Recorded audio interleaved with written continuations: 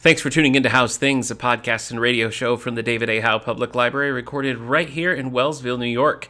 I'm Nick Gunning, and this is the Christmas episode, which means I'm joined by my old friend. You gotta say it. Beau Hutchings. Not off to a good start, but yes, Beau Hutchings is back. It's our Cozy Bros Christmas 3, although this is a little bit more Hanukkah themed today. I was surprised Wouldn't when I you saw say? your book too. Yeah. I like that we didn't. This is kind of the first year I think we didn't really share anything. No, I didn't have a until clue what today. you were reading. Yeah. Yeah, I like the surprise. Yeah, I like it as well. Tell me about your Christmas regalia. I know you've got a whole thing going on. What are we wearing today? I'm wearing a shirt that was purchased for me by a friend back in the day. It is a Housewives centered, a Real Housewives, if you will. Yeah, I got it. Centered joke. It says, "You stole my gingerbread house." Oh, you omitted a word. Okay. All right. And it is referring to the house that Kyle Richards supposedly stole from her sister Kim Richards, Okay. of Disney fame, of the what's that mountain movie for the kids back Frozen. No, like back in the 70s, 80s, The Black Escape to Witch Cauldron. Mountain. Oh, Escape to Witch Mountain. Oh, I love Kim Escape. Richards, a little blonde girl in that. Okay. She said, "You stole my house." GD. Okay. Yeah. My GD house. So this is "You stole my GD gingerbread house." That's hilarious. And I also have obviously a Santa hat, and then this fun little scarf that you'll probably see in the picture. And what does the scarf say here? Mazel. Mazel. So when I was in New York, I stumbled upon a Bravo-centric pop-up Yeah. in the middle of Tribeca. And you could go inside this this van, which isn't creepy at all. Oh, it sounds creepy. You sign a waiver, and you go inside the van, and you get to sit down, and it's legit, and you get asked these questions by Andy Cohen on a TV. Yeah. It's like you're on his show, Watch What Happens Live. Yeah. And because I submitted to that, I got this Mazel Okay. scarf that he kind of gives away on his Watch What Happens Live show. Well, it's very exciting. This was perfect because I am doing a Hanukkah Yeah. story. Yeah. Wasn't there a time when you were almost on, like you were about to ask your question and then like your feed Yes. didn't work? Yeah, it was much like a setup like this, and I Yeah. had headphones. I was submitting to be on Watch What Happens Live, Right. and they got my application. They approved me, Yeah. but they film it. Spoiler alert, not live. They film it Oh, at like no. 2 p.m. Okay. the day before the actual airing. Okay. So my guests were Hoda Kotb and Lenny Kravitz. Okay.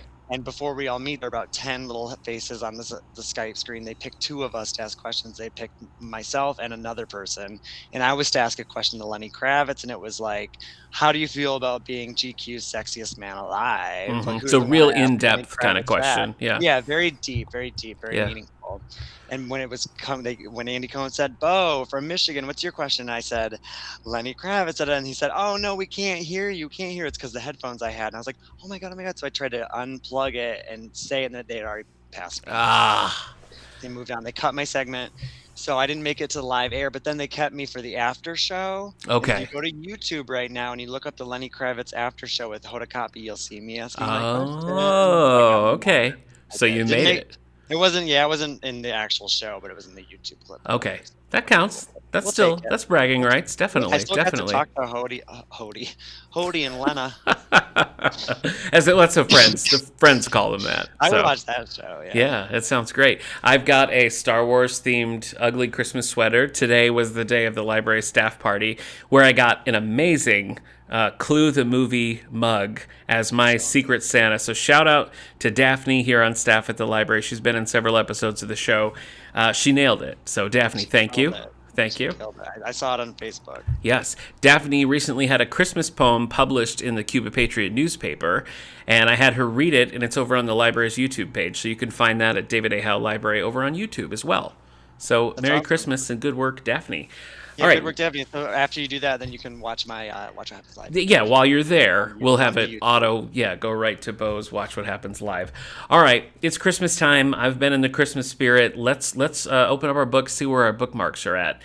Beau, what are you reading? What are you watching? What are you into right now? So reading, I was on your podcast in the Oh, back in summer June, yeah. for our Pride Month book, The when I Guncle. read The Guncle, and I was reading a book then, and I'm still reading it. Yeah, So I'm going to promote it again. It is The Wreckage of My Presence by Casey Rose Wilson. It is a series of essays from a former right. cast member of Saturday Night Live and a fringe comic whose podcast I'm obsessed with Yeah. called Bitch Sesh, Uh-huh. a Real Housewives breakdown show, Okay. and her stories are hilarious. I just haven't prioritized it like I should. I understand. I understand. But I do I have this love thing. Casey Wilson, so I would Well, read that. you do know her, Oh okay. yeah, yeah. I do have this thing where when I'm really into a book, I really prolong it and I don't want it to end. Okay. So that's part of this with Casey. Like I feel like as soon as I end it, it's like not gonna be my friend anymore. But she has a I'm gonna podcast. lose. She has a podcast that keeps going. Yeah, I know you're right. So I always have the podcast. While we're talking about Casey Wilson, I assume you like happy endings then? Yeah, I was into Great. happy endings. Yeah.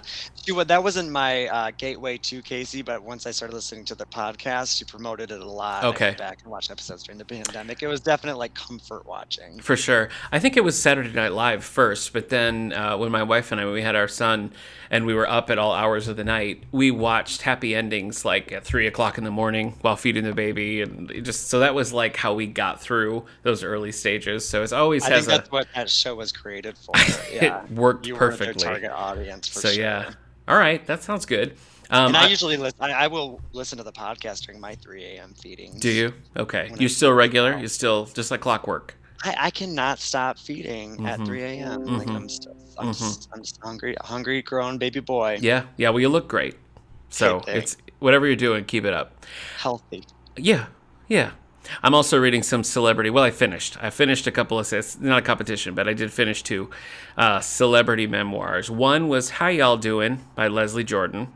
Oh, that sounds great. It was really good, and our system Libi, where you can get audiobooks with the use of your library card. I listened to this on audiobook, actually read by Leslie Jordan, and that made it that much better because he's just delightful. And I was so sad when he passed away. When did it come out? It's relatively recent because it's within the last couple of years because it's kind of the lens of it is about his Instagram fame, which has been Right. since 2020 really, so really recent. And But that's when I started following him. I was always aware of him, of yeah, course. I mean, he's the best in Will and Grace. His rivalry with the Karen Walker yeah, character. yeah, But it's awesome to see the way that like general culture embraced him in the last yeah, 2 years. It's so tragic. for sure. He was just one of those guys that was like, I feel like you could rattle off a million things that he was on, and like every time he was on, it was just like, yeah, perfect. This is great. I remember him from like Boston Legal, and even way back in the day, he was on Lois and Clark, and yeah, just always great. And And he was on a series right now, right? I mean, yeah, I think he was kind of in the middle of filming yeah, something. Call Me Cat with Mayim Bialik, also a pretty good show, and he was great on Okay. that. So this was good. It was personal essays. It was some about his growing up. It was some about just like his career. It wasn't a traditional like this is a narrative autobiography. It was more just sort of like and this and this and this, but worked really well. Where's he from? Mississippi? No, that doesn't seem right. Chattanooga. Ah, well, Yeah. both of those sound right. Mississippi, Yeah, yeah, yeah, Listening to his drawl. yeah, yeah. So I would definitely recommend that. And then like that got me in the mood. So I listened to Martin Short's "I Must Say," which That's great. I've always too. been a fan of Martin Short, and this was a really good. This was a more traditional memoir, but his career, like his early days in Canada and stuff, a lot of the tragedy in his life, things I didn't know about, I was really surprised, and I thought it was great. Really good memoir. So he's Canadian as well. So was he on that? What was that Canadian sketch show that Catherine O'Hara was in? Yeah, he was. He came in later to SCTV. Yeah, SCTV. yeah, Oh, but okay. he That makes was. sense. I've always heard of that because I read Paul Schaefer's book as well, and there was that group that was in Godspell in Toronto, and it was like Eugene Levy, Catherine O'Hara, Andrea Martin, What? Paul Schaefer, Gilda Radner, Martin Short. It was like everybody in this cast like became a household name. So it was really interesting to see all the pieces kind of come together and spin out, and how those people all stayed, important parts of each other's life. And yeah, none of them are really like singers. So. Yeah. Well, I guess they kind of are. I guess everybody was kind of a singer, and a comedian. That's back true. in That's that very day. old school. It seems like celebrities from that time, it's like, look, you better have a song and a monologue no matter what. Okay. That's cool. Martin Short is great though. I've always loved The Goodbye Girl with him and Bernadette Peters. Do you know that I album? did that show. You did? I did it at I TBS. didn't know that. Were you Elliot Garfield? No, I was the dance instructor. Oh yeah, 1, 2, 3, 4. Yeah, yeah, yeah. Get those legs up higher. Yeah. Oh, I have a lot of good memories of going to see shows at Tibbetts with you way back in the day. Yeah, like what? We saw She Loves Me. We saw Connecticut Yankee and King Arthur's Court. Which I was Um, in. you were, We saw She Loves Me oh, together. you were in But Connecticut I Yankee? was in Connecticut Yankee. Yeah, Oh, I okay. made you sit through that Okay. one. All right. Yeah. I did. I think you were interested though because you'd never heard. I mean, it's never produced. No. And as I recall at the time, didn't Tibbetts get like special permission from Rodgers and Hammerstein? I'm Um, pretty sure they did. it's not right. I think it was Rogers and Hart, but because Hammerstein never would have approved that. No, no. But But but Hart definitely. The Rodgers and Hammerstein like org owns all Oh, the do Rodgers and oh, Hart stuff. So fair. yeah, The library or catalog. yeah, That sounds familiar. Yeah, I don't remember how yeah. that Wild. happened, but Yeah, good days. it's I a also wacky, saw I wacky Love show. You, You're Perfect Now Change there. A I think bunch of we bunch of might have stuff. seen that I think together we did. too. Yeah. Anyway, good times. Good Good time. times. But Great oldies. also, Yeah. not to go off on Martin Short. Let's I do was it. convinced to watch Only Murders in the Building, Oh, and I was hesitant to watch it at first, but I loved it. did you? Loved it. I My wife and I watched the first 4 or 5 episodes and we were kind of like whatever and just never got back to it. Are you not So, into? Well, I was gonna say you're not into murder mystery, no, but I we're love a watching good The murder Count, mystery. I do. right? Yeah. Yeah. What was it? Was it the chemistry with Selena Gomez or? I don't know. I couldn't put my finger on it. I guess I just found it dull.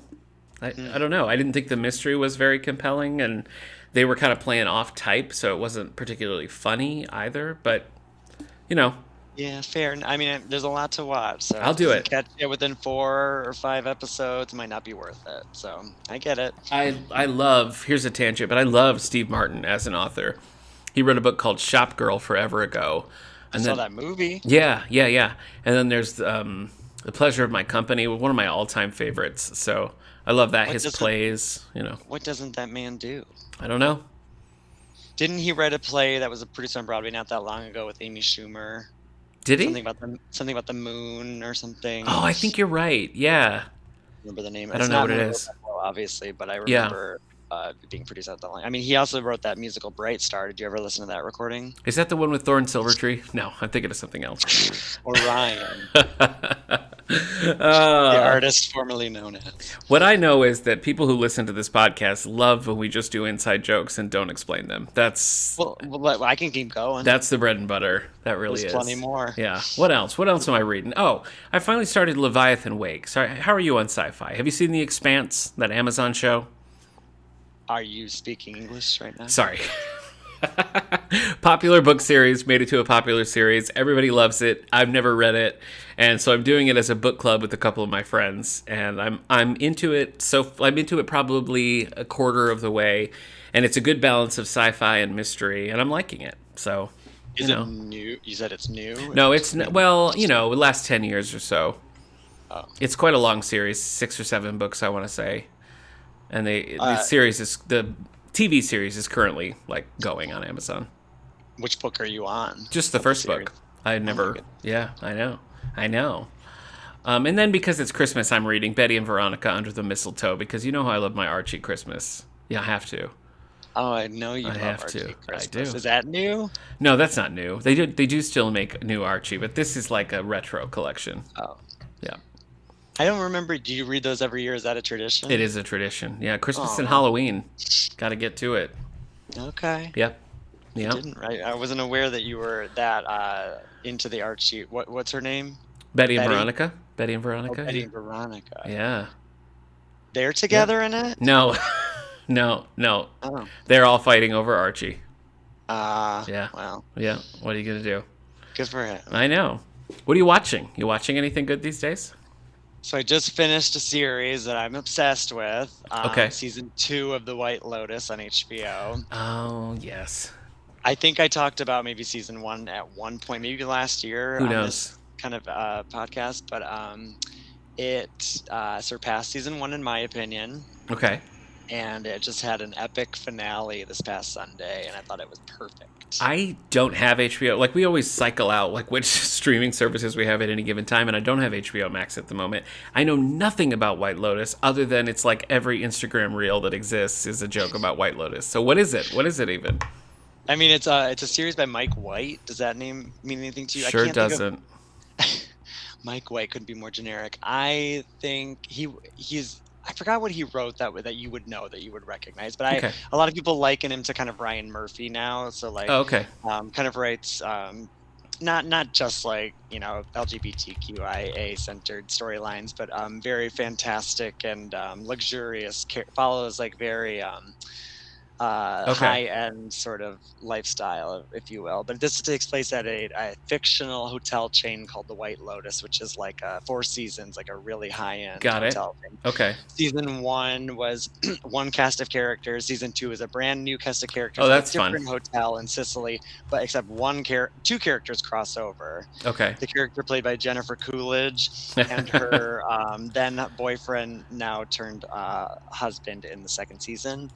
And the first season starts off with they're at the airport. It's the week, it's the end of the trip. Okay. Everyone's really tired, all the guests or whatever, and you see kind of a body being delivered into Oh, a an body. airplane. Okay. So you're understanding that somebody died, and then this guy sits down. He's really despondent, and he's talking to this couple across, and then like, "Where's your wife?"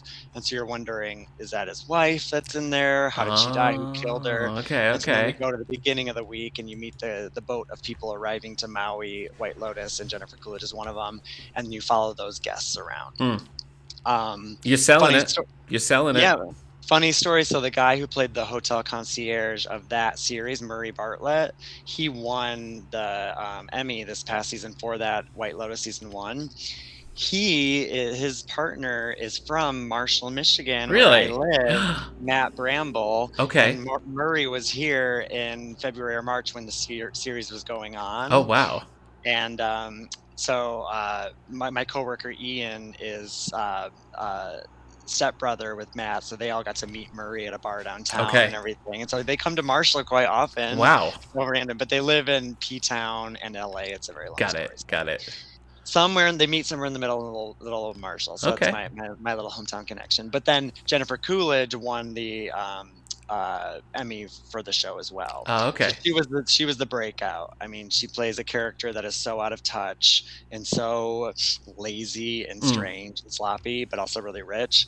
So she goes to Sicily in the next season, so we follow her. So the next season starts off with a girl leaving the White Lotus for the week. Okay, Sicily, she's, okay. like, talking to this group of girls. She's like, "Oh my gosh, did you just get here? You're gonna love this place. You're gonna die. They're gonna drag you out of here."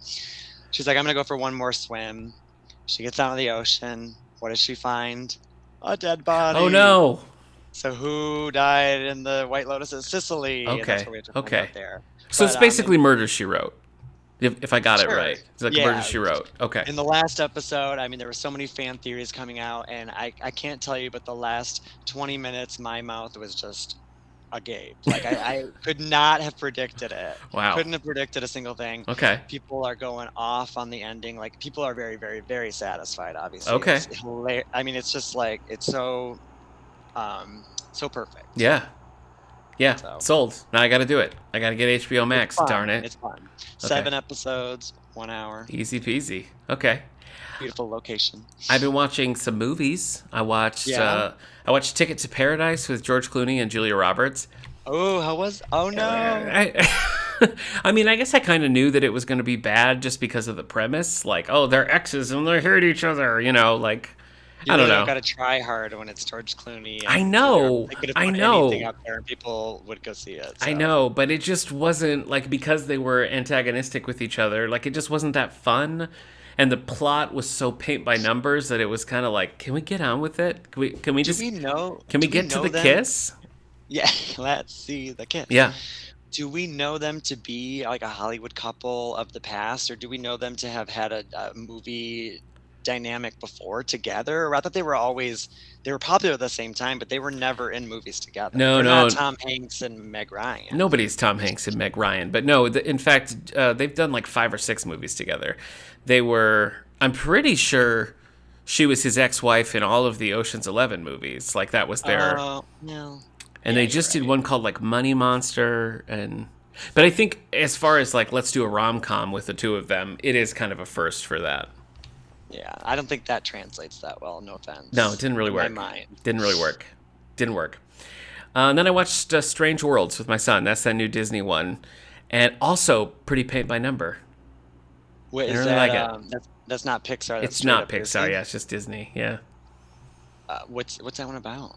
it's about this place that is utilizing these special seeds to like power their world, and then the seeds don't work anymore, and so they have to go and try to solve this problem. And the lead guy, his dad was this big famous explorer, and he's kind of resentful of their past. And then they go and they get lost, and you can guess everything that happens, but same deal. Just very much like, yeah, these are the tropes for this kind of movie. Let's hit every single one of them. Is it a musical? It's not a musical, sorry. Oh well, then I'm You just don't care. not gonna tune in. You're not Is there interested? is there a murder in the first scene? No, Well, yeah, I don't know. you're not gonna do it. Okay. I don't know. I think I probably got to finish The Mandalorian season 1 first before I dive into that Like my one. sweatshirt. I'm wearing my I know. Grogu holiday sweatshirt. Grogu. Perfect. I thought that was Baby Yoda. Oh, sorry. What about Christmas movies? Have you watched any Christmas movies? I haven't watched any of my classic ones. I usually touch White down on Christmas. those. You got to do White Right. Christmas. I'll I do know. that. I'll do that Christmas Eve. That's right. But as far as new ones, I am interested in watching. Speaking of HBO Max, the Christmas Story remake, or Oh not yeah, remake, sequel. part two. Sure. So I think my family and I'll probably watch that on Christmas Day. Okay. But I did watch the new Netflix movie starring Lindsay Lohan called Falling for Christmas. Oh wow, Can Lindsay you guess what Lohan. happens in it? Does she fall off a mountain? Does she? Yes, she does. Oh Yeah. wow, Does she lose her memory? Yes, she does. man. I don't know when it was like peak Lindsay Lohan, like Freaky Friday era. I don't know, somewhere in there, and then things just went a little off the rails for Lindsay Things went off the Lohan. rails. Am I I think remembering that her- right? Well, yeah, yep, exactly. Okay. Well, we saw her big last movie, which did. was Mean Girls. Mean Girls. We so saw it in theaters. Yeah. that was about the end of her reign, I think. Yeah. So it was, I was very, very curious. She did have a little bit of a comeback when she played Liz Taylor. Oh, I in remember that. Liz Taylor and what's his name? Burton. Richard Burton. Yeah, it was Richard just called Burton. Liz and Dick, wasn't it?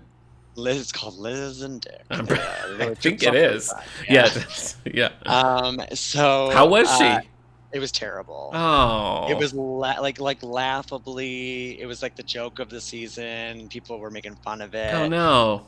It was sad. She wasn't ready to be back. And Oh. it wasn't a good. Wasn't a hit for old Lohan. But That's a I'll shame. tell you what. Okay. She's great in this Christmas movie. The movie itself is so whatever, but it's just so fun to watch her on screen again. Like she's still got it. She's back. you Really? know? Yeah. Well, I think she's that's- like, she really hits her mark. She looks, every now and then she's indicating she's a little fake. You can see through it. I'm not going to go too deep. I'm not going to pull out the notepad. Okay. I just enjoyed it. I let it all wash over me. She looks great. She sounded great. She Yeah. looked confident. The story was loose and was definitely like, there was the helpless damsel and, Yeah. and the man who had all the answers. Sure. So definitely the tropes were there, but I enjoyed it more than I thought I was going to. I'm not necessarily recommending it to your audience or any audience, Right. but I But you liked enjoyed it. You liked it. I'd love to see old Linz make a comeback. I think that'd be great.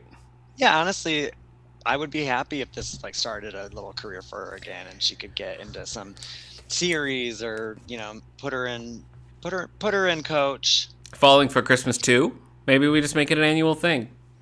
She just keeps falling. She just oh, here I go again. Oh, not again. Why not? Yeah, she's like Liza Minnelli in Arrested Well, Development. that'll be next. Now she'll play Liza in a Oh, made-for-TV I'd movie. watch that. I would watch that. You didn't I- even watch Liz and Dick. Ooh, you're right, I didn't. But I did recently watch a 2005 Christmas movie called Deck the Halls. I love that movie. It's not that one, though. It's one with Gabrielle Carteris, who played Andrea on 90210. I watched this because my friend Kendra and I are doing a holiday episode of the 90210 podcast we do together. And Shout out, this Kendra. was, hey, Kendra. This was a rough watch. It was a rough watch. Gabrielle Carteris plays a widowed lady who moves with her son back to her family's toy business, and the I feel guy like she's always played a widowed lady. Like probably during even in even 90210, what'd you say? yeah, yeah. They have a neighbor who has he's hot, but he's got a lot of Santa-like qualities, and his name is Nicholas St. Clair. So I'm gonna let you guess how that movie resolves.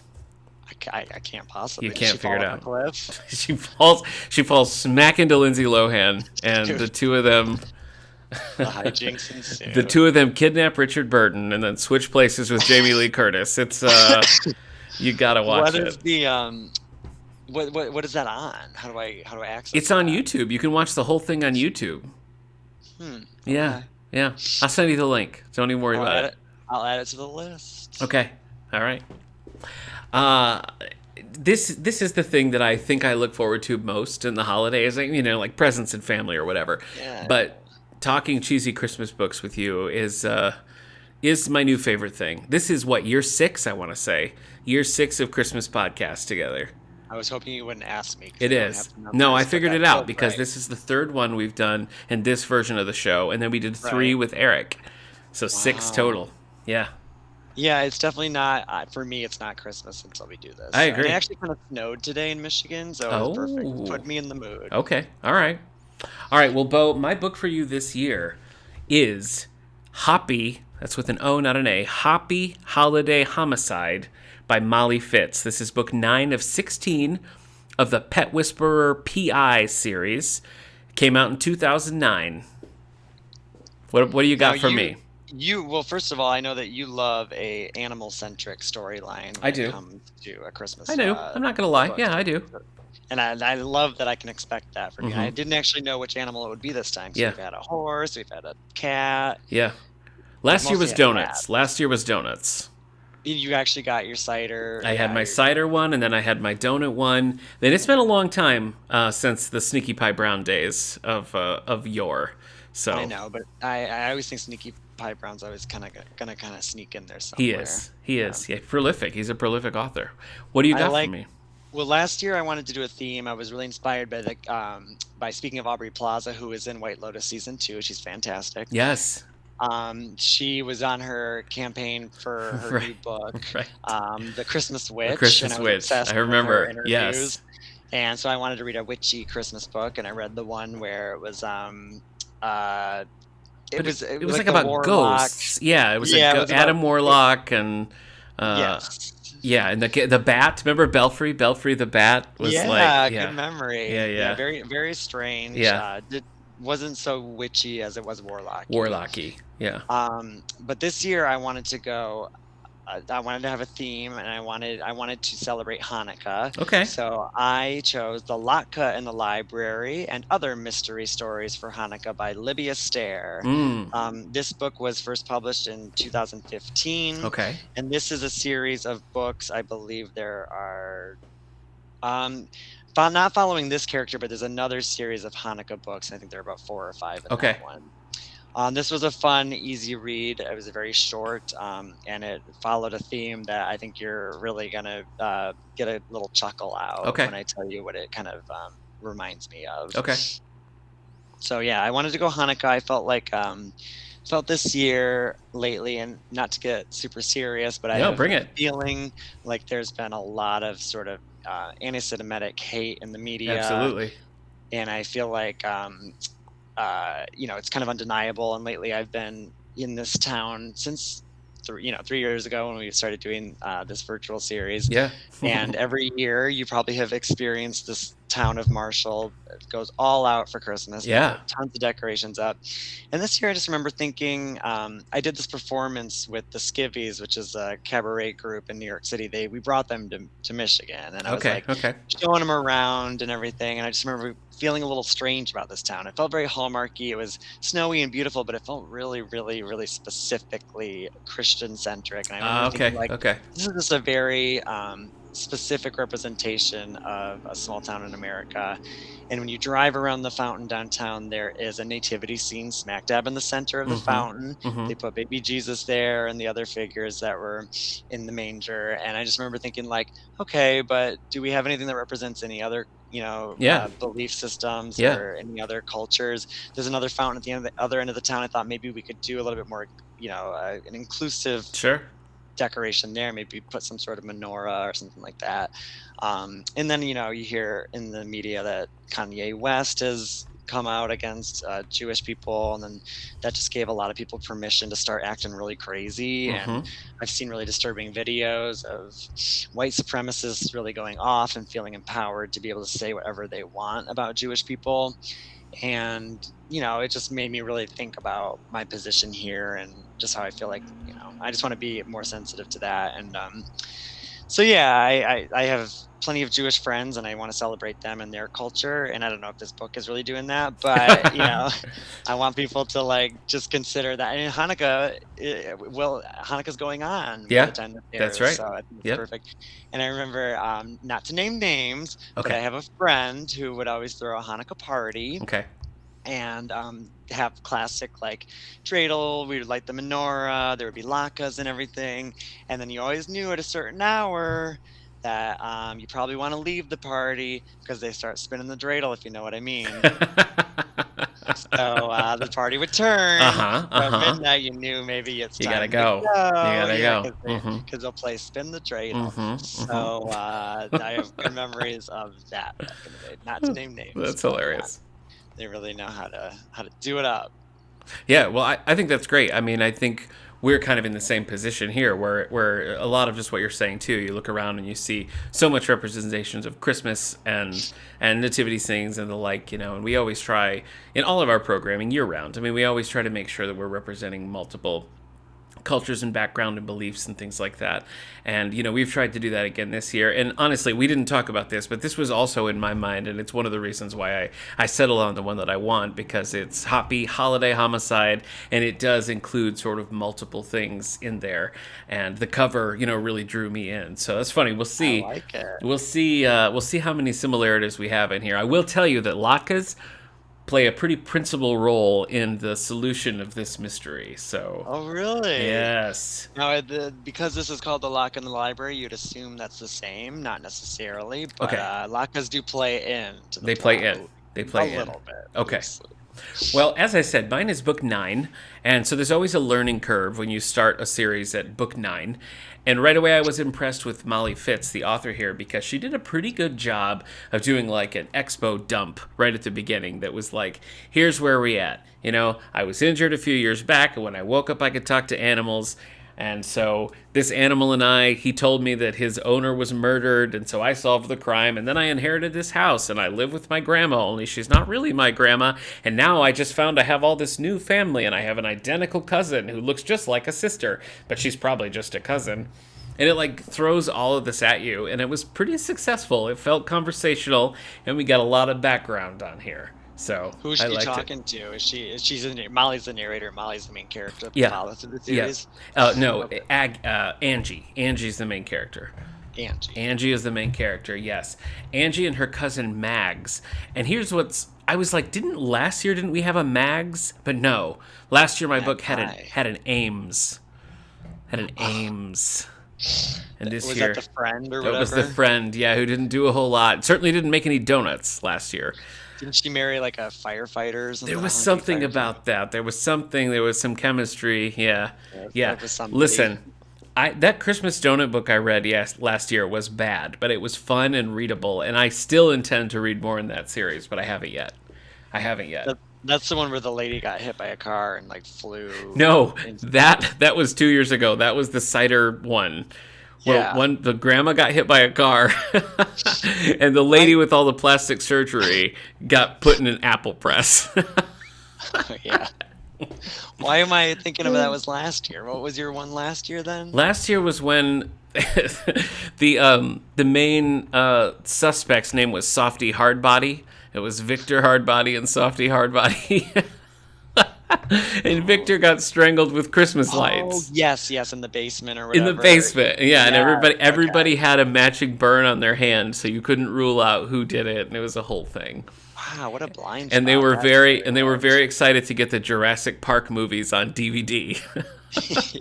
Very specific. Oh my Oh gosh. my goodness. So much fun, so much fun. Okay, let me just give you the beginning here. Yeah. So Angie and Mags are cousins, but it's kind of implied that maybe they're sisters, and that's going to be explored later on. They're with their grandma, who they call Nan, and they live together in this big. Nan and Angie live in this big Victorian house that Angie sort of inherited from a murder that she solved. I don't know how that works, but that's how it goes. And they're getting ready for the big holiday spectacular. So it's this huge holiday festival that's in this town, the town of Glendale. And there's other neighborhoods. There's Caraway Island, Blueberry Bay, and Dewdrop Springs.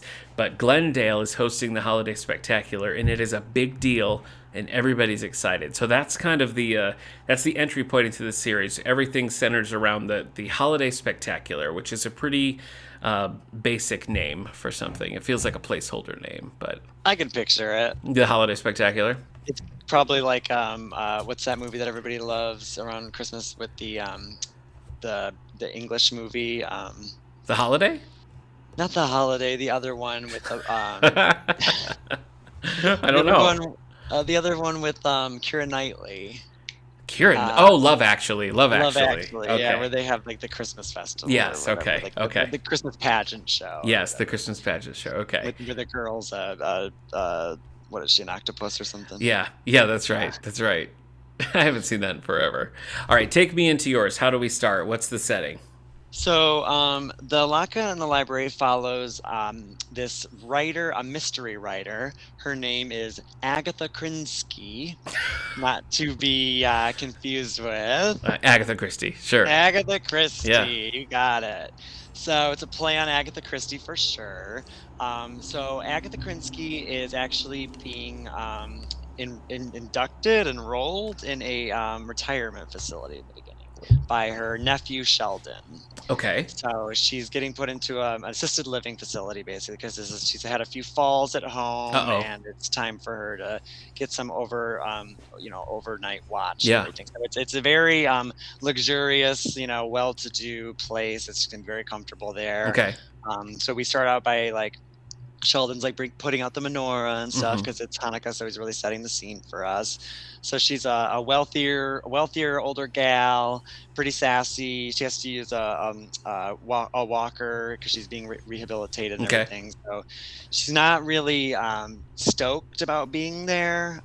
She's a widow. We get a glimpse into that. She puts the pictures up on the wall and. So they drop her off there. You meet the woman who owns it. This story really probably follows maybe 7 main characters, Okay. and then each of the 4 or 5 of the 7 main characters tell a flashback story with about 500 characters. Oh, jeez. So Oh, great. we're just gonna focus on the 7 main ones. So far we got Sheldon, Agatha's nephew. Sheldon has a wife who we don't meet. She's a lawyer. Okay. And then we have the woman who runs Burnett Court, which is the name of the facility.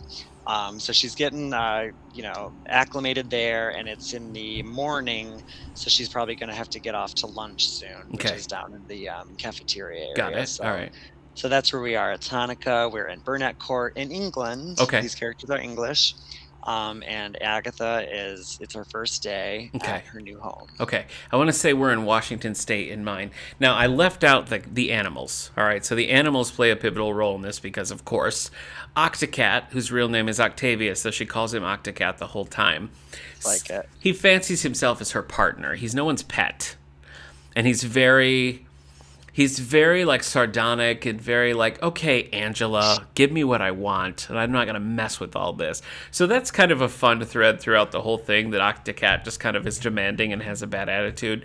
But he was the one who told her his owner had been murdered, and she took him in, and so that's how they have this bond. Now Octocat, yes. So Angie can talk to Octocat. Angie can talk to all animals. Can Mags and Nan? No, Mags doesn't know that Angie can talk to animals. Nan does. Okay. So it's a secret from Mags because they just met, even though they're cousins and look identical. They just met, And and might be sisters. might be sisters is implied. So Octocat is having a long distance relationship with an Instagram cat celebrity named Grisabella. Oh my goodness. So they have a torrid love affair that's all long distance. The cats can use Instagram too. I guess, yeah.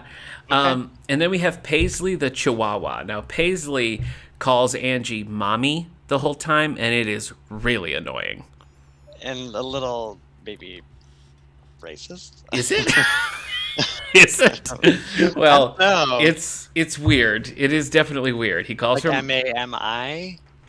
no, Not me. Not me. no, like mommy, like I'm a little boy. You're my mommy. Oh, Yeah, yeah. I was like mommy too low. Or No, something not like no. that. Actually, Okay. surprisingly, no. There's one reference to Paisley being of Mexican heritage, and it comes way later, so it's not really a part of it. Okay. But yeah, Paisley is technically Angie's, but he prefers Nan. So that's the layout of the initial pets.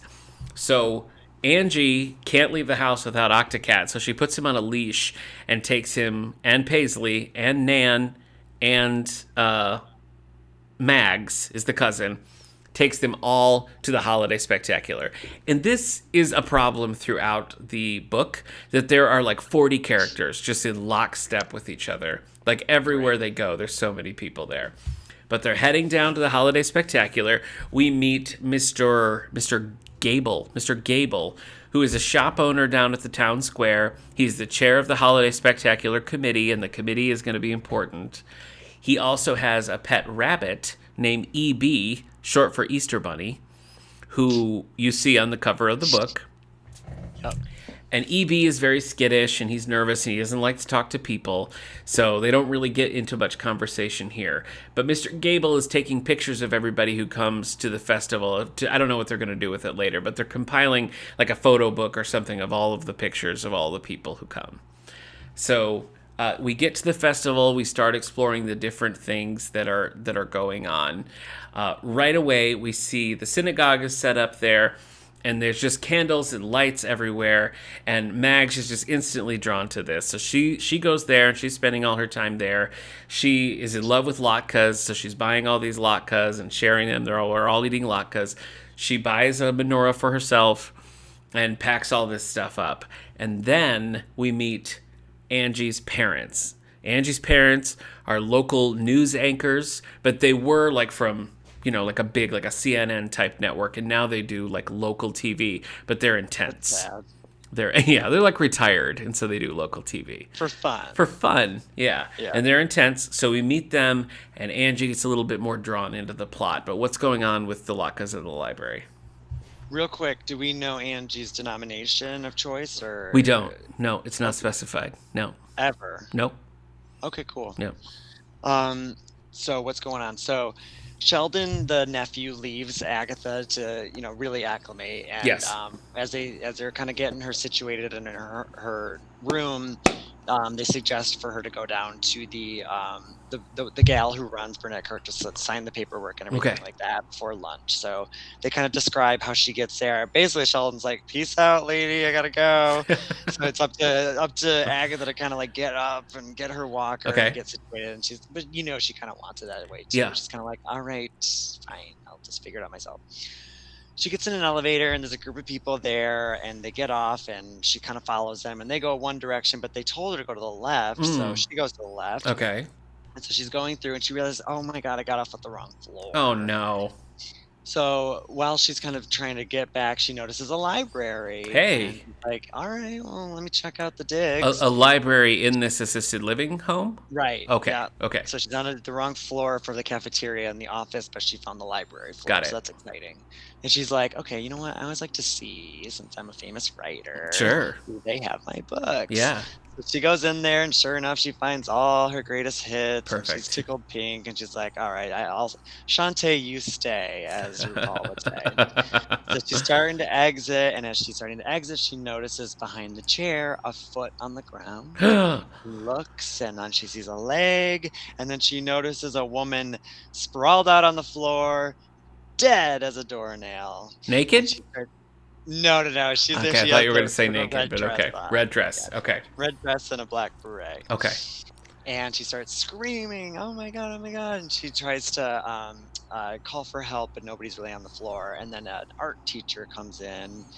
Um, uh, Mm-hmm. Wait, blank spot for me. Either she goes out to the art teacher comes in, but for Okay. some reason, no, I'm so sorry. Agatha runs out as fast as she can, finds the art teacher in her Okay. room and tries to get her to come and look for the dead body. But Okay. what does the art teacher assume? Oh, you senile lady, we've heard it before. Mm-hmm. She assumed that it was somebody from more of like a Oh, medical wing or something, I that it was see. just clamoring without their Sure, medication. sure. Okay. So she calms her down. Sure, lady. Yes, I'm sure there's a dead body there. And also, I think a theme that you'll kind of find is that when Agatha is trying to kind of cry wolf, people are kind of like, yeah, dead people every day. Yeah. So no one's really too concerned of Yeah. the details, Yeah. or really believing that, like, sure, Like, yeah, yeah, we're in the they used business. to, We know. We know. yeah. Oh, no Wow. one.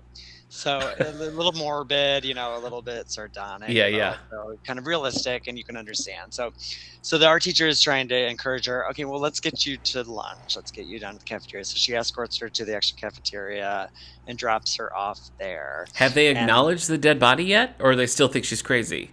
no, Agatha has really tried to get her on board, but the art teacher's not having it. Not It's having it. okay, Okay. because she thinks she's from a wing that is maybe losing their I get it. memory I a get it. bit. Yep. Yeah. Okay. All right. So Agatha is escorted into the cafeteria, and she finds an open spot at a table where there are 4 guests sitting there. Okay. Okay, That's 4 where we're guests. Well, we're quick to my murder as well. So Angie and Mags are at the setup with the synagogue. They've got a lot of latkes, and Mags particular has latkes in bags and pockets. She's got them with her.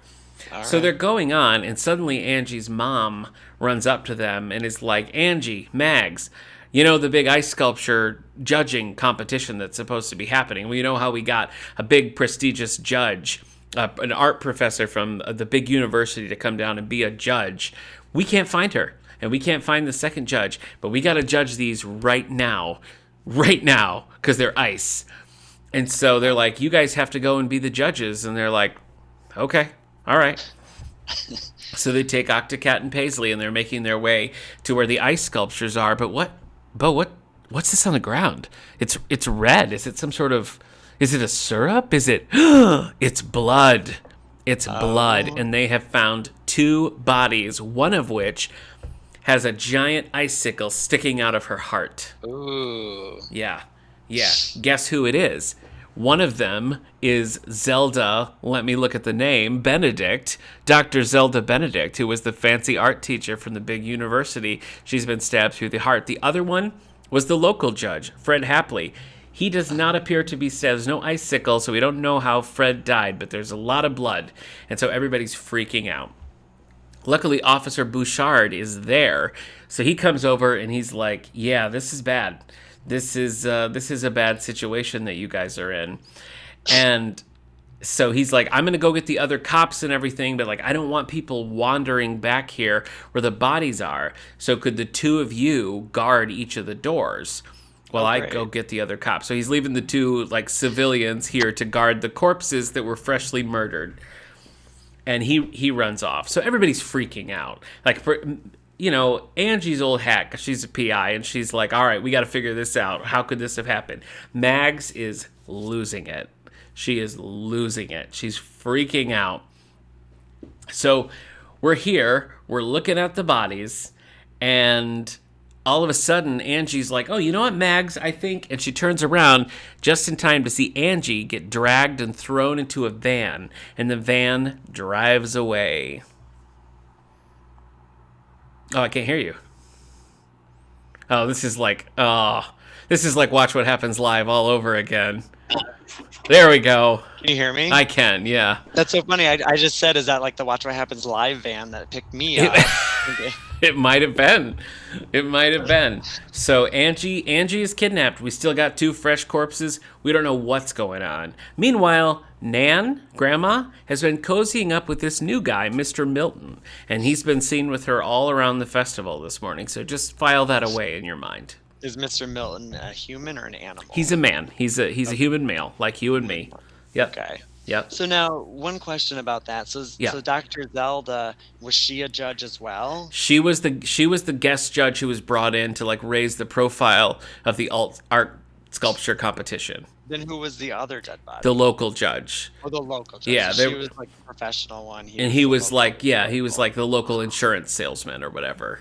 Oh my gosh. So- Okay, so like not only could they not find the judges, but the judges are the one that Were the killed. ones that were killed. Yes, and Angie and Mags were kind of like, well, are we going to get killed now? Because we're the new judges for this thing. Is it ice sculpture related?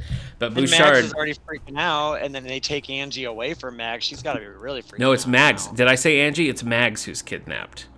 Oh. Mags is okay, kidnapped, So Angie yeah. turned around and And Mags is being kidnapped. And keep in Well, that mind, makes more sense. they're identical. They look so much alike.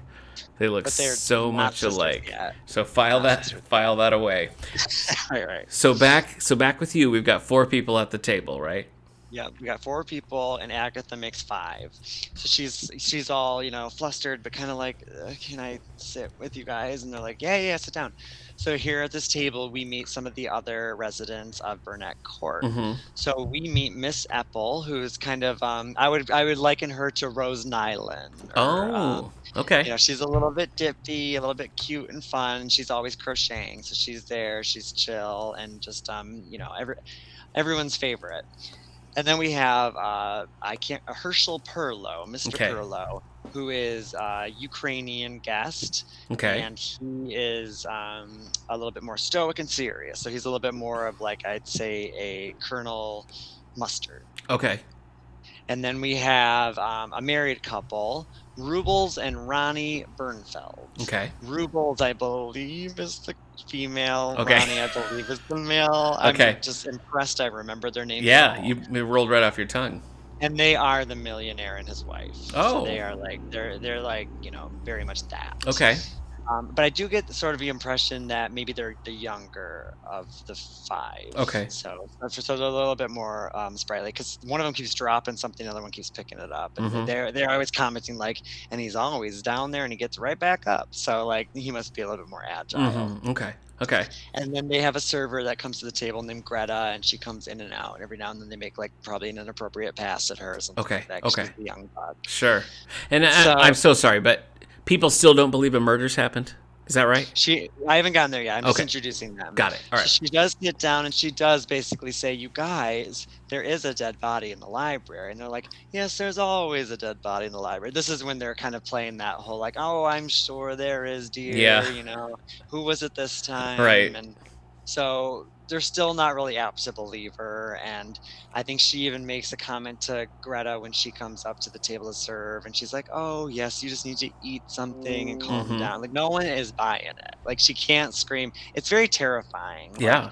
if that's what living in a retirement facility is like that sounds terrifying, that nobody believes you. Yeah.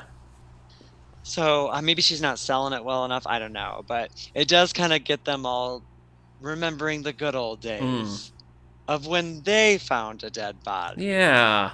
So now we're going to get to the flashback. So the meat of this story is going to be the flashback of Miss Epple, Okay. Herschel Perlow, and Rubles and Ronnie Bernfeld. Oh, boy. So we'll get into Miss Apple's story in a minute. Okay. So back at the festival, we've got 2 murders. Officer Bouchard's wrapping his head around all this. Mags is kidnapped. They canceled the festival. It's canceled. They're packing up the vendors. They're saying, everybody get out of here because there's a crime spree going on. You cannot be in Glendale anymore. So, like, hit the bricks. So they're trying to get out of town. You got to get out of town. They're trying to take him to another location. And so they're trying to make all this happen. And they're like, oh, we're going to lose so much money. It's a big deal. And poor Mr. Gable, who organized the whole thing, totally freaking out. So as they're trying to like figure out what could have happened to Mags, and Mags is like a visitor to town. Why would anybody want to kidnap Mags? It doesn't make any sense. Well, suddenly, Charles Longfellow III shows up. This was Angie's former boss, now lover. He shows up to help with all of this, and they're sort of like, he's a lawyer. They're like, you guys look so much alike. Maybe the real intended victim here was you. Maybe they're trying to get you because you have a lot of enemies because of all the people you Because have of the helped PI locked work, up right? as an animal talking PI. Yeah. So that's kind of what they're thinking. They're thinking that something like this has gone on. It must be Now, that. I'm kidding. I'm sorry. Yeah. I get like that. I get that Angie and Mags are kind of different in type. Right. So while maybe they look alike, I'm the way you kind of depicted Mags kind of going in on the bag a lot because Yeah. I imagine kind of a oily face and sloppy a little bit, maybe drooling on the Mm. lot. Is she a very desirable No, they're both. figure? So the main difference between the two of them, and this never comes into play, even though so much is made of it, is Sure. that Mags dresses very, like no color. It's like whites and tans and things like that. Whereas Okay. Angie is all like, look, I've got my, flashing lights Christmas sweater. She's just out there fun loving, having a good time, like dressing head to toe for the season and with colors and everything.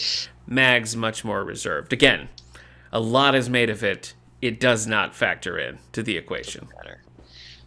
So things are canceled. They're having all these private conversations. Oh, my new cousin's been kidnapped and there's been murders.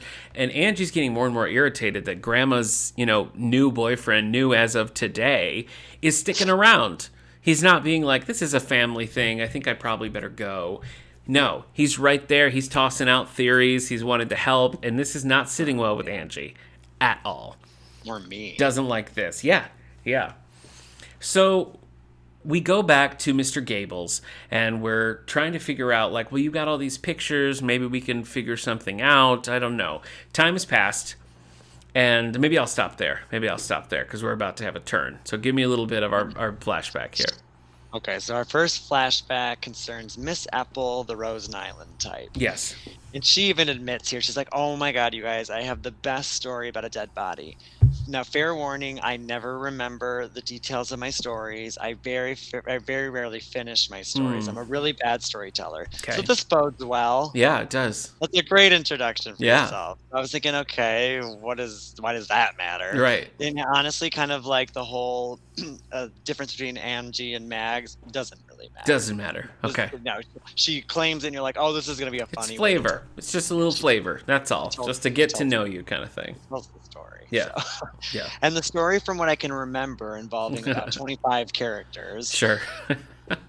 is a flashback to when she was celebrating Hanukkah with a friend. And this friend Dorothy came from a big Jewish family, very orthodox, very traditional, and they owned a jewelry store.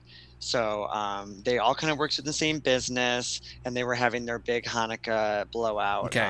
at their house. And Miss Ethel was invited, and something concerning so this is the Latkes centered story, and the thing I kind of like about Okay. this device is that each of the three flashbacks involves sort of an emblem or an icon of Hanukkah. Okay. So this story involves Latkes. Got it. So they're at the party, and it's kind of like Dorothy and Miss Apple's job to be like, getting the latkes in and out, keep them moving, Okay. move those latkes. So they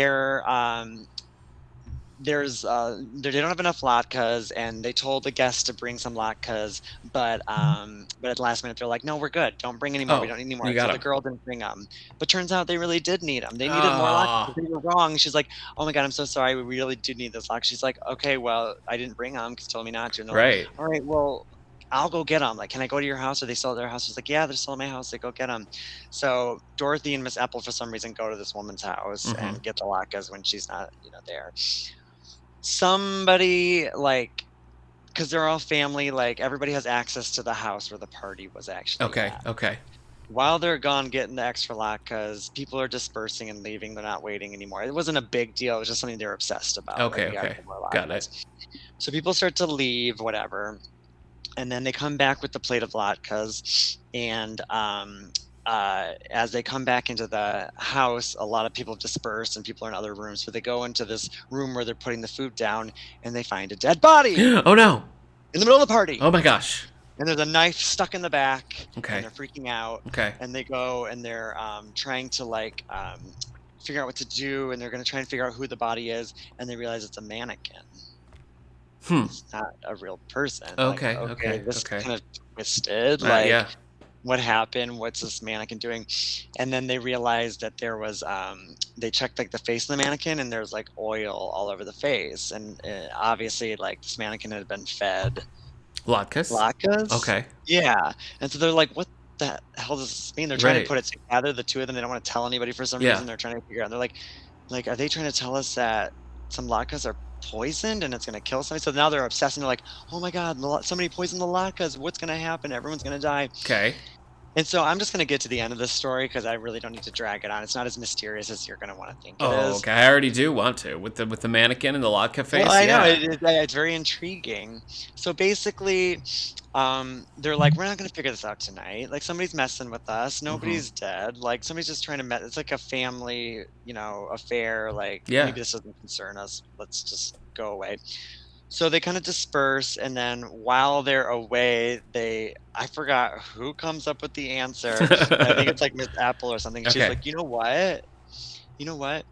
I remember at the party that the brothers were fighting over the business, and like there's something that they were concerned about, like the deed or something of the business, and they were fighting about it. She's like, "Oh my god, I bet. Let's go check in." So she goes back and she checks inside the mannequin. Sure enough, the deed was like inside the mannequin, Yeah. and like some of the brothers or something were like trying to hide it, or they're trying to give like a warning or Okay. something, Okay. like you need to give me this deed, or something bad is gonna happen. It's basically Right. a bad omen, and it just like it totally. I don't know. It kind of died. It died on the vine for me. It was like Wow. I don't understand why. Well, I'm losing you for a second there. Oh, let's see. Let's see if you magically return. If it's a Hanukkah miracle, is it gonna happen? It is always very disappointing when the story just sort of fizzles out, and there's definitely elements of that in mine. This is the thing that kind of bothered me about the end of this one, which I will not get into now. But there is a sense that things are like dangled and put out there, and they just don't really go anywhere. So, that's a little frustrating. Ooh, Beau, let's see if we can get you back. Try again. We'll try again.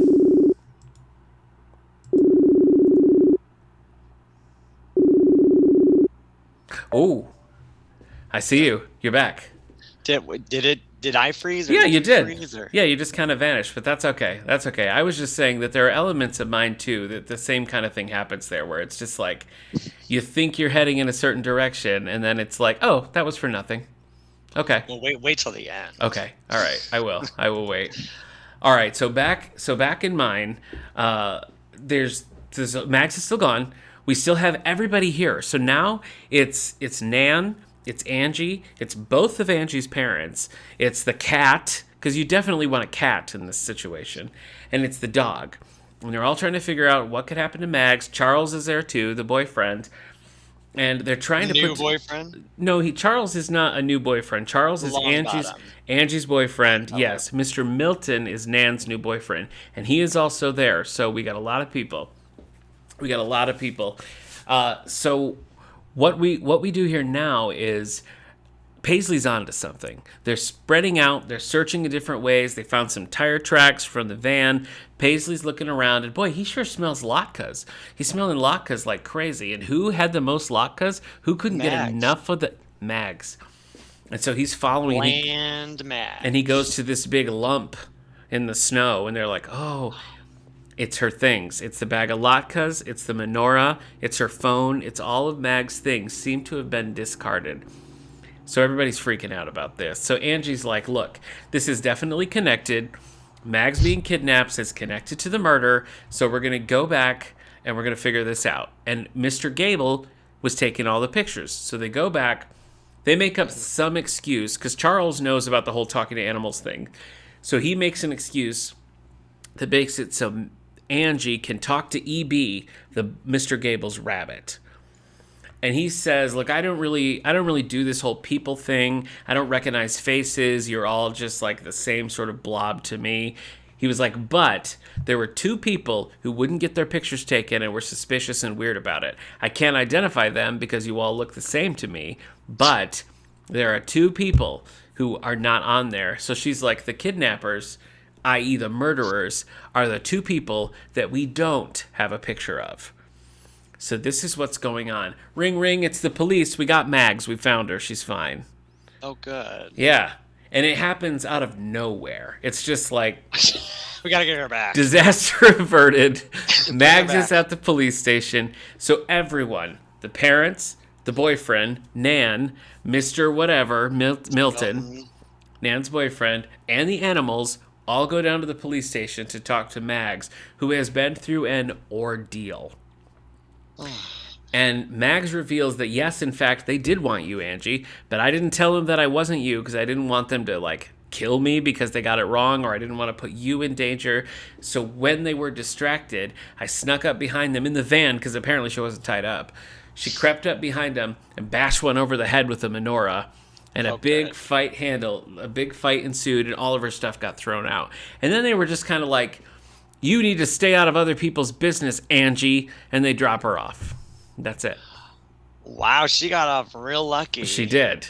Yeah, She they did. weren't trying that hard, though. They That was weren't. lazy. They That was weren't. lazy. Yeah, and I mean, a menorah to the head would hurt. So Yeah, it's like yeah. the candlestick times 10. yeah. It's a lot. Now, did Mags get a good look at them? No, I'm she guessing can't. no. No, she Yeah. can't. She can't really identify them, but they let her go with a warning. So Or that's else. great. Yeah. So there's like a mean cop who's at the police station who's like, "I don't need your interference, Miss PI." And so they're like, "Okay, call Officer Bouchard and he'll okay all of this." So they call Officer Bouchard. Bouchard gives them the go-ahead to get Mr. Gable's camera because the police took the camera. Right. So they go through all the things to try to kind of whittle out, okay, this person there's a picture of, so it's not them. Because they just assume instantly that whoever didn't want to get their picture taken, it was because they were planning a murder. And Well, duh. that's the only reason. So we're looking through the cameras. And while we don't have anybody to rule out necessarily, an interesting fact is that Mr. Milton is not on the camera. There's no picture of Mr. Milton, Nan's new boyfriend. He's a ghost. He might, maybe he is a ghost. He doesn't exist. So that's where we're at now. Back to you. All right, so Miss Apple just concluded her story and wasn't as loose or as sloppy as she made it sound like it was going to be. She got through it. Okay. But now that I'm actually articulating it, maybe that was the device, is that it absolutely made no sense. I I'm trying to make see. sense of a story. So maybe they were trying to make it a little So bit it's more like funny? confusing yeah, or like I think the biggest thing that comes out of it, it's like it wasn't a dead body. Like, it's not a dead body story. Like, it was a mannequin, and it was about a family that was trying to warn the other people of their family, "Oh, do you give me this or else?" So it was a very loose tie-in to poor Agatha Krinsky's dilemma. Okay. Where she legitimately found a dead body. Right. No one's listening. Right. So every now and then when we had that little break, Agatha's like, "That's great. Now can I tell you about my story?" And then Mr. Perlo's like, "Well, let me tell you about my story." And he's going to start to mansplain. Okay. This is the Ukrainian gentleman Got who it. I think was a private investigator. Spoiler alert, I think they were all private investigators. Oh, could they all talk to animals, or was that just mine? No animals. Okay. No animals in the story that I remember. Okay. Now, Mr. Perlo's story is probably my favorite. It was entertaining because it takes place in a kind of a White Lotus setup. But it's more of like, I've heard of that. It's more of like an inn, though. It's an Okay. inn that a lot of rich people are going to around Hanukkah Okay. to celebrate. So it's in England and it's on the coast, and there's a bunch of families there. I'm not going to get into any of their details or who they are because it's just it's like I kind of have to. Okay, so there's like an American newlywed couple. There's a family with a young daughter who's about 11. Okay. There is an older English couple that are a little bit more stern, and then Mr. Perlo. So not a Okay. whole lot of people, and then the innkeeper who is a widow. Got it. So this story kind of concerns, like I said, the other one concerned lot because this one concerns menorahs. Mm, So as they're all there, they're all going to light their menorahs together. And the part of the rule is you can't have your menorah in your bedroom, though. You got to have it on the main floor. I We see. don't Okay. want you lighting stuff up there, like no fire up there. We got to have Sure. it all Yeah. down here contained. Kind of makes sense. Um, Mr. Perlow on the first day of lighting ceremony doesn't really meet people. He kind of wants to lay low. I don't really know why he's there. I think maybe he's there on vacation. I didn't really get the details, Mm-hmm. but I think he's well to do. So I think he's just a Ukrainian gentleman who's looking to get away at a nice English resort. Okay. Okay.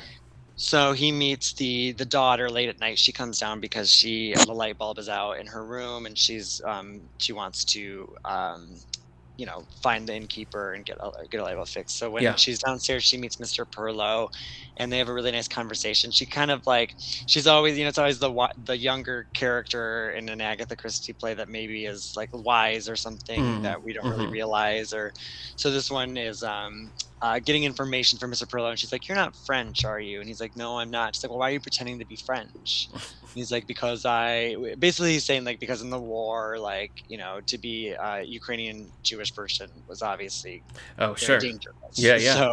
So he's like, I'm kind of used to hiding who I am, and she's like, the only way you're gonna really be able to have people trust you is if you show who you really are. So it got like really deep there all of a sudden. He's kind of Yeah. like, Yeah. okay, I guess you got a point there. So somehow she's like very intuitive, and she can tell that he's not who he says he is. Okay. So while we're the next day there, everyone's kind of like, should we all hang out together, or like what's everyone doing today? It's very strange. It's very like hive mind. So Okay. there's like people that are gonna go do this and that and this and that, and the family are gonna go into town, and the couple kind of want to like do their own thing around the resort, and then these two gentlemen want to go rowing a boat, I Okay. guess, in the middle of winter Of course. to go Yeah. see a lighthouse. So these guys go down there, and then all of a sudden one of them comes running back. Oh my God, so and so's No. dead. He fell off the boat. He Oh fell off the no. Not a boat. strong swimmer. No, I mean, I guess it was like, well, who goes rowing a boat in winter when it's Yeah, like it's not a great wavy? And idea. they No. all run down there, and the innkeeper's like, I cannot send my guys out there. They'll die too. Like Right. we can't risk I this. wouldn't This is recommend it. terrible. I wouldn't recommend it. No. So they're like just kind of all sitting there like, okay, well, I guess one of the guests is dead. Should we go light the other menorah light? Now it's the second day. So they go, they decide to go back and business as Okay. usual. We got to continue. Yeah. There's not much we can do. Right. So while they're there, they're like lighting the menorah, and then they come back, and this lady, one of the guests, is freaking out. Oh my God, where's my pearl necklace? Like where's my expensive jewels? And she's like, who was going through my room when everyone was gone? Who stole my jewels? Who stole my jewels? And then we're trying to figure out, oh my God, like somebody's killing people, someone's stealing jewels. Who is it? And Mr. Pearl is like, let me check that guy's menorah, the guy that died. Because I remember him like poking around there earlier. Okay. Okay. He pokes inside the menorah. What does he pull out? He pulls out Hair? no, he pulls out the necklace. Oh, the necklace. Her necklace was in the Oh. dead guy's menorah. Okay. Okay. So what? So did he steal it? So, okay, Mr. Pearlow's like, okay, I know what happened. So Mr. Pearlow all of a sudden figures out that the dead guy is the son of the family with the really intuitive daughter. Okay. And it turns out that they're actually like con artists, and they faked the death of the son. So like when everybody was gone to go like figure out that the son had died, he was actually like hiding under the boat Okay. while somebody was stealing her stuff and somebody else's stuff. So like somebody else from the family was being deceitful. They or no, I'm sorry. The guy that died was stealing the jewels and Okay. stuff, Got it. hiding Got it, it. Right. put it in the menorah to get it away for the family and stuff like. Okay. So somehow Perlo put all that together, and he's like, Just so like you know that. what? Wow. Yeah, just like that. So then it turns out he's like, they couldn't actually find the guy because he had escaped from the house and was in hiding. But the police caught him, and he eventually went to jail. Okay. And went to jail for like 7 years. Okay. Wow. That was so specific too. He's like, That he did is. 7 years. Yeah. So again, no dead body, Okay. but just a story that's like, I loosely have a story that's Yeah, tied to a he dead wants to body I can participate. kind of Sure. share. Yeah. Yeah, Okay. that's Mr. Well, Perlo's story. mine starts moving real quick here. A lot of leaps are made, and reading this, really, I was struck by how many people are going from like I spent half the time being like, is Mags evil? Like is Mags maybe because like a lot is made about how this is a new relationship and stuff. So when she gets kidnapped, my first thought was, oh, she's evil. She's in on it. This is like we're Oh, throwing things off because we haven't really met enough characters for you to start suspecting things because it's not her parents, it's not her grandma. Like that's very obvious that it's not any it's of those her people. lover. It's her lover. So you have Charles, who really does show up out of nowhere at the midway point in this book. It's just like bam, he's there. And Do we know so him from prior you books? must, yeah, because she makes a point of him being her former boss and current boyfriend. So that must have been something that was established early on, but that just leads even more to like you kind of rule out all the people that you've met, because you never really feel like, oh, it must be Mr. Gable and his rabbit did it. You know what I mean? Like it doesn't make any sense. So here we are. We're going quick. So we find out there's no picture of Mr. Gable or Mr. Milton on Mr. Gable's camera. So okay, and that leads Angie to start thinking like, okay, since Mr. Milton was already here, like when Gran met him, he had already been there. Like, how did he get access? How did this happen? And they're like, we want to talk to the committee members. Well, it turns out Officer Bouchard is a committee member, but he only Oh, comes he only comes to the meetings that involve safety and security because he's like an adjunct member. So then low commitment. that's right. So Angie is like, well, if there's all these extra people that would have had access to everything going on, maybe they were the ones who would have known that Zelda was going to be here. And if they had some kind of grudge against her, maybe we can connect it there. So she starts trying to figure out who else is on the committee. Like, who else? Because this whole thing, there was a last minute change with Zelda and everything. And so, like, whoever wasn't at the last meeting wouldn't have known that there were differences because the police discover that while Zelda was killed with the icicle, Fred, who was a last minute addition, so people who didn't come to that last meeting didn't know there were going to be two people, was shot. And so it kind of seems like, okay, we got a nice plan to kill her with ice, and this guy is more like a panic, like, uh-oh, boom. Like, they have no connections. There's no reason to kill them both. So Angie's like, well, it must be somebody who didn't know that suddenly there was going to be a second judge. Who else is on the committee? Well, it turns out Mr. Milton is on the committee, and so is a man named Bill Randone. Now, we are at the end of this book, okay? And we're introducing Bill. And we're introducing Bill. We are very close to the end. And it turns out they're both on the committee, but they both live on Caraway Island, and it's a whole thing. Like you have to take a ferry. It's not a super convenient place to be. So they missed the last meeting because Bill had to work and Mr. Milton didn't want to make the trip by himself because it's a whole ordeal. So then it's like, so maybe they did something, like maybe they're in on it together. We don't know, but now the prime suspects kind of move up to be Mr. Milton, who's like 80, and Bill Randone. Like maybe it's these two guys, so maybe that's it. So now the heat kind of turns in that direction. Let's go track these guys down because Mr. Milton's kind of like, as this stuff's coming up, he's kind of like, okay, I'm just Yeah. gonna. Exit stage Seems like left. a family situation, so he's gone. Yeah. So they're gonna go and find Mr. Milton and track down this Bill Randone character. Oy, oy, oy. I know. All right. Yep. So, the final story is Rubles and Ronnie Bernfeld. So their story got me really excited too, Okay. because I think from what I remember reading, I read it really fast, so it could have been Skilly, but I'm pretty sure it said Sicily. Okay. So All their right. their One or the story other. takes place in Sicily, is Okay. what I'm saying. Skilly. And I had just finished White Lotus, Sicily, so Mm-hmm. I was already there. I was already in the world. Sure. Something about Ronnie and Rubles, it also was concerning a private investigator, but they were basically getting hired to go to this island in Sicily and to work as a housekeeper and cook, basically, for this kind of I don't want to say Airbnb, but that's what I'm liking it to. An Okay. Airbnb Okay. for a bunch of intelligence gentlemen from World War II. Oh, okay. So they were there to be kind of spies and to listen in and hear firsthand an account. So it's kind of very dangerous, but it's also like we need this pertinent information. So let's find out like what they have to say. So like the other two stories involved certain icons like the latkes. Mm-hmm. Second story involved the Menorah, menorahs. yes. Can you imagine what the third icon might be? Is it a dreidel? It is! Yay! So this one was cool because I didn't really know what the sides of a dreidel mean. So I'm going to read those right now. Yes, please. At the dinner table, each of the gentlemen has a dreidel on their plate. So when they sit down, there's about 4 guys, and they each have a dreidel. So they spin it, and they each get a different side. So shin refers to put one in the pot. Okay. Gimel means you win the pot. Oh. None means you do nothing. Oh, okay. And hey means win half the pot. Okay. You got shin, gimel, nun, hey. Okay. So now each of the words pertains to the way that this guy dies. Oh.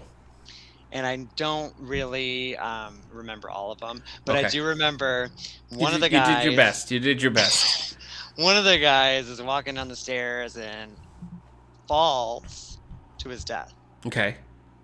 Another guy is walking by a cliff and falls to his death. With 2 falls. With Lindsay Lohan? Falling for Hanukkah. Okay.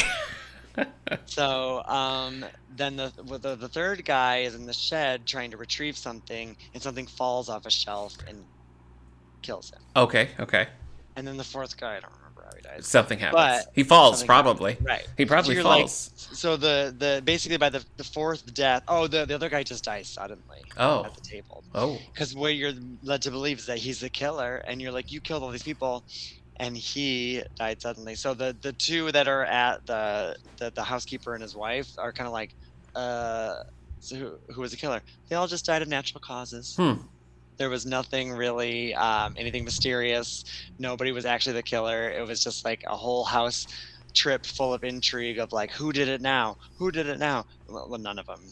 None of them. All just happened to die. Okay. So it was all bad luck, or it was all. I don't want to say Bersheret, because Bersheret is like not good fortune, but it was meant to be. So maybe it was kind of Bersheret, like it was meant. They were all meant to be in the house and die. All right. But it was very anticlimactic and very strange. Yeah. So that one did actually concern dead bodies. Yeah. But none of the people were guilty. Not murdered bodies necessarily. Right. Okay. So there's only really, I'd say, one story where something was kind of done really illegally. Okay. So far, which was the necklace. Right. Because he actually did deceive and. Yeah. What a weird. Does it feel festive? Is your book feeling festive? No, doesn't not feel really. okay. You're not into the Hanukkah spirit because of this. No, book. I wish I had gotten more into the tradition of things and taught me more, but it's not really necessarily supposed to teach me anything, because it's not like for me. It's just people can imagine what a Hanukkah celebration would be like. It's just the Hanukkah party I was at didn't like that. Right, different. Right. 4 people didn't die of natural causes. No, because I was left before the dreidel started. 4 things were happening. Okay, all right. Well, things are happening now. Decisions are made. Like, they settle on suspects, and it's just like, yes, locked in. This is absolutely what the problem is.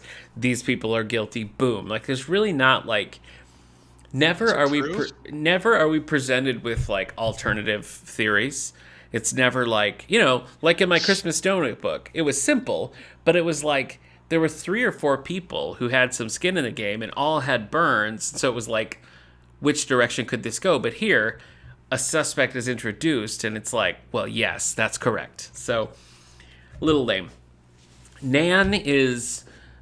You can tell that she's not super confident, but she's like, no way would Mr. Milton, Harvey, I think is his first name, no way would Harvey have gone along with this kind of thing. I don't believe it. But you can see in her elderly eyes that she might believe it. She's just a little horny. She hasn't had that old feeling since Grandpa died, and Mr. Milton, Scratches that itch. So we confront Mr. Milton, and it's pretty clear from the get-go that he's at least a part of something. He's at least Of guilty. course he is. Nan steps up to him to ask questions or whatever and decks him. Oh. Lays him out. How Not gonna let him dare explain. you? How dare you? So Get him. Mr. Milton's like, hey, no way. I didn't do anything. I didn't do Really? anything. Yeah. He's like, that bill though? I don't know. Don't trust him. I don't know. Bill might have listen, Bill might have been involved. He says Caraway Island, where we live, is in bad shape. Stores are leaving, tourism's down, it's a dying town. We need the holiday spectacular over in Caraway Island. You don't need it in Glendale. You guys are doing fine. Move it to Caraway Island, and then that will become a tourist destination. It could save the town. It is Milton. Yeah, so he's saying basically, like, we tried, we joined the committee, we tried to sway the committee to move it there, but everybody was like, it's hard to get there, it's no good, and he's island. Milton's like throughout this, he's also been kind of like, oh, it's probably somebody from Blueberry Bay, everybody over there is awful, kind of throwing shade at the other little villages around. Trying to just like pepper in little like, oh, you don't want to go there, but Caraway Island. So he's saying, I haven't done anything dishonest, okay? I want it to be in Caraway Island. Bill's desperate for to be in Caraway Island. If he went rogue, nothing I can do about that. And nobody really believes this, but that's kind of where we are. So Angie calls up Officer Bouchard and was like, it's Bill Randone, period. And you might want to pick up Mr. Milton, too. And Officer Bouchard is like, okay, all right. You convinced me. Tell me twice. You convinced me. Throw away the key on these old guys. And so the chase is on. Oh, so that's not the actual facts. Like, I mean, it is. Oh, those are the facts. She So declares, and yeah. they never do it. She's just like, go do this and go get him. Oh, there's a little bit more. There's a little bit more in mine. I'm saving it because you got one more story, right? Because we still haven't met Bill. Yeah, we haven't met Bill. You're absolutely right. God. Yeah, you're absolutely right. But he's obviously this. He's the only one. He's literally the only one in this town, so it has to be him. But there's one thing that's really not adding up though. One thing. Yeah. There's the fact that Mags was abducted in a van by 2 people. You're right. And Milton's always been with the group. You're right. And we know where he has an alibi. You're right. I can answer that question in one word. Unresolved. No! I don't know.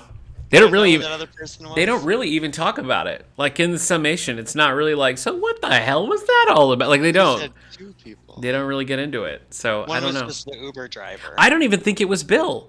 I don't even think it was Bill who was one of the drivers. The pickup. They don't really ever make that. Maybe you're just meant to assume that, but it's never really said outright. So I don't know. But anyway, there's a little bit more in mine. So why don't you give me your last story here? Yeah. So the last story is really just concerns Agatha Krinsky. So now Agatha's looking around the table. She said, okay, you told your story, you told your story, you 2 told your story. Is it my turn to tell my story? And they're like, yeah, now you can go. Okay. So, it's a pecking order. She had to kind of wait her turn. She's like, okay, so the dead body, I think it's still there. Right. Probably. They've already eaten their latkes, and they've eaten this other, all the other meals. I'm like, all right, yeah, let's go check it out. So she gets the group to go to the library finally, and what do they find there? The dead body is still in the library. Oh, I guess I kind of thought that it was going to be moved or something. You would think so. It took a long time. A long time, yeah. No rush, no urgency. And so they check and they say, oh my goodness, and it's a young woman. Uh-oh. It's not a resident. So they're like, who is this? Who's this beautiful young blonde woman? So they get, people involved, whatever. And all of a sudden, I swear to goodness, an inspector just all of a sudden is in the story. Okay. So somehow he comes in. There's no transition. He's just all of a sudden there, and he's interviewing Agatha. How did this happen? Da, da, da, da. And so he's going down the list and interviewing people like, tell me from the top. And okay, she's just basically like, I just walked in the library and I found this dead body. So he was like, okay, so did you talk to the people that run the place downstairs in the office? She said, no, I never made it there. She's like, I was supposed to go down there before lunch, but I got detoured by the group and I ended up here, and Okay. I got brought down by the art teacher to the cafeteria. Got He's it. like, okay, well, let's go talk to the people that run the joint. So he brings her down there, and and on her way there, they're like, oh, Agatha, while you're here, do you want to sign the paperwork? Okay. Oh, I lost you again. I think you're unplugged. Man, no wonder Andy Cohen didn't have time for you. And it was my other headphones, Oh, so these are my good jeez. ones. What a curse. Um, the curse of the curse of Krinsky. So, so basically, the inspector's like, "Not now. Can this wait?" So he basically gets the paperwork and is like, "We'll bring it up to her place and she'll sign it up there." Okay. So then they go back up to her place and they're trying to, they get information from the people. They're like, "We don't know who this woman is. We don't know. We're gonna call the ambulance or whatever." So basically, the inspector's like, "Okay, well, the woman's not really dead. Yeah. She's an Oh. actress." And so the woman gets What? up and they're like, "Wait, what?" And they're like, "She was planted here by me." And they're like, "What?" So then it comes out. So the whole point of the story was the inspector wanted to get the paperwork for Bernfeld Court because his father, who died a few weeks prior, lived in Bernfeld Court and was being charged up the wazoo for extra Oh my expenses gosh. that he did not okay. Okay. So something's up with the paperwork at Bernfeld Court. So he wanted to read the fine print, and sure enough, if you sign the dotted line, you're signing away for them to upcharge you for pillows and bandages Oh and my all this other stuff. gosh. But if you sign the wrong paperwork, then you are signing off on actually getting them to they can basically take you to the cleaners. Wow.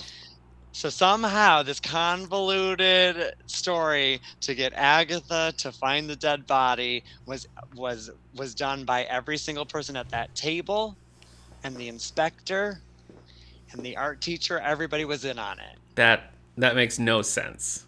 And the actress she was supposed to get found after lunch, but Oh. accidentally got there early and heard the door open, so she dropped dead early. Because Okay. Agatha was supposed to go there after lunch, but she stumbled upon she's like, that doesn't make sense because I found the dead body before lunch. And they're like, that's because you accidentally walked in there because you got But lost. why didn't the actress just be like, "Oh, hi, can I help you?" Okay. Bye. And then And then be just be dead dead later. after. That's a great question because she's committed to her I guess art so. Look, what I can say though is stylistically that does kind of fit the formula of an Agatha Christie mystery.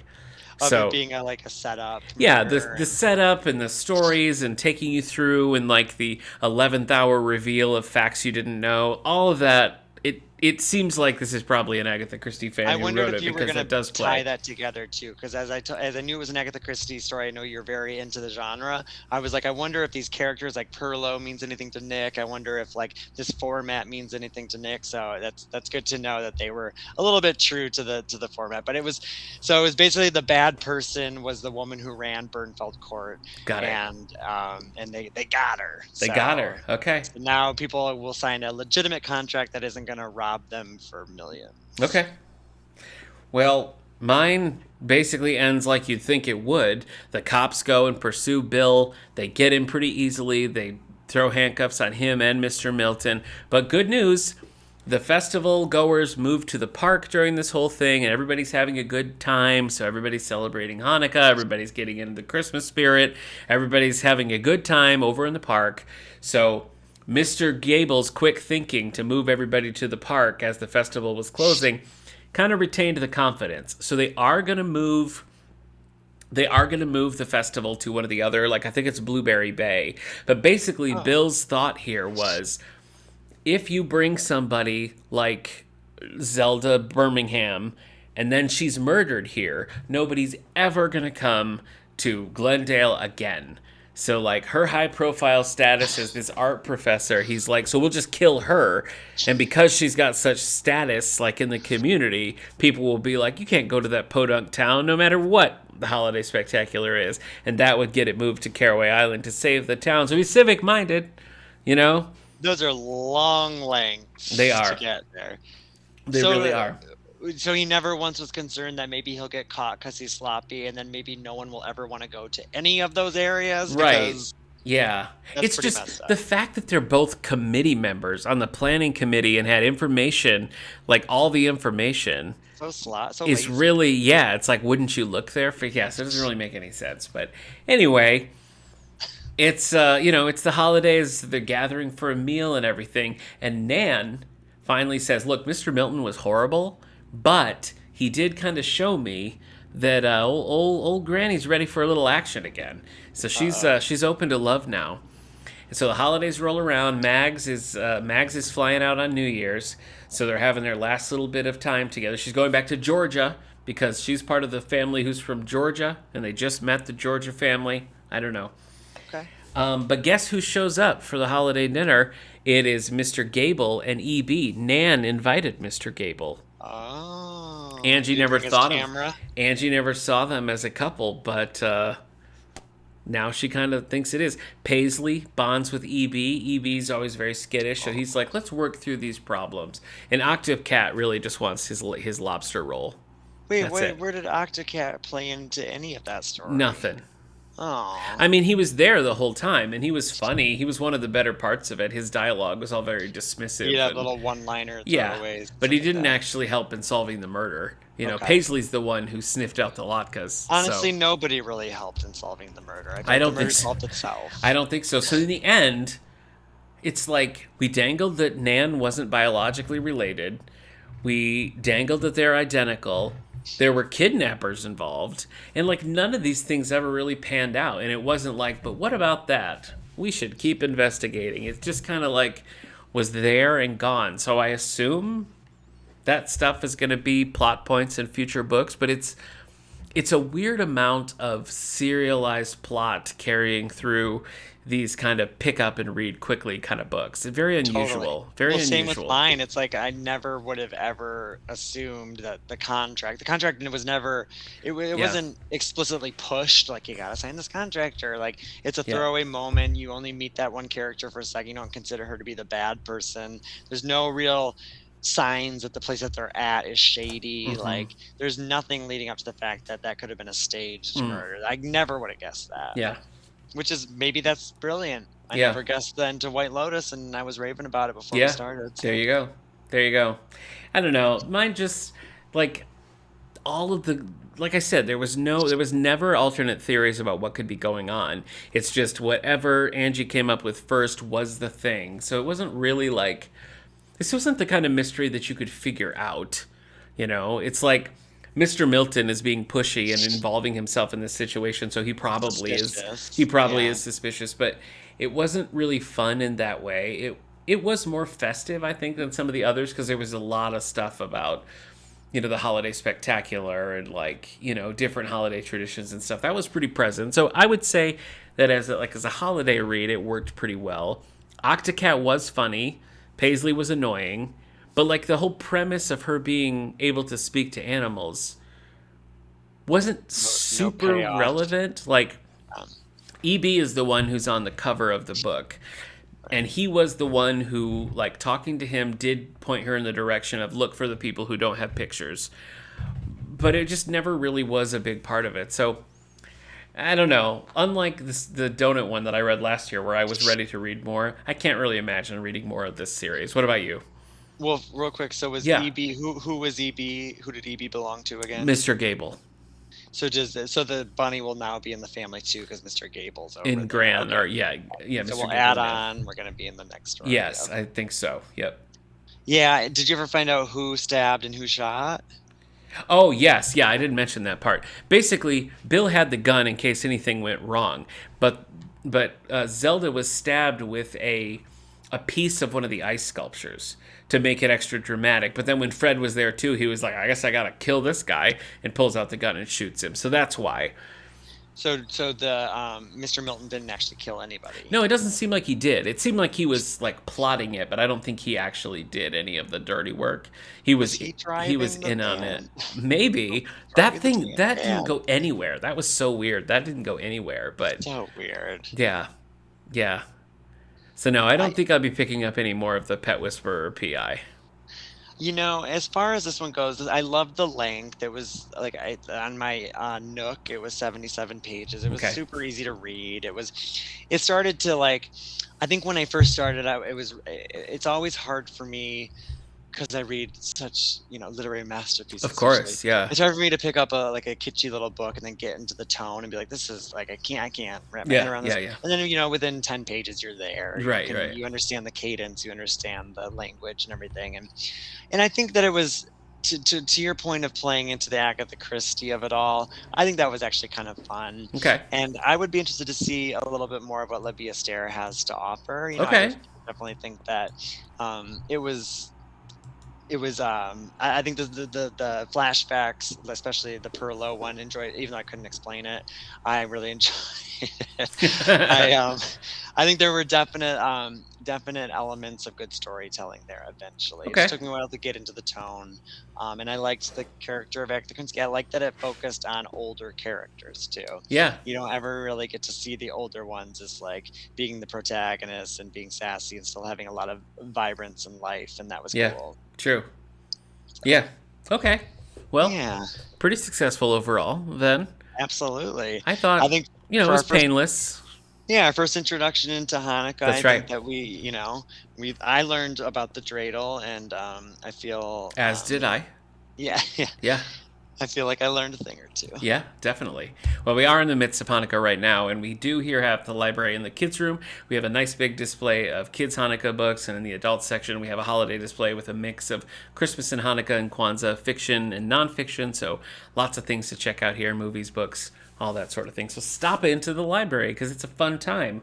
Beau, are we going to do a Pride Month book club? Let's do it. Okay, you got anything in mind?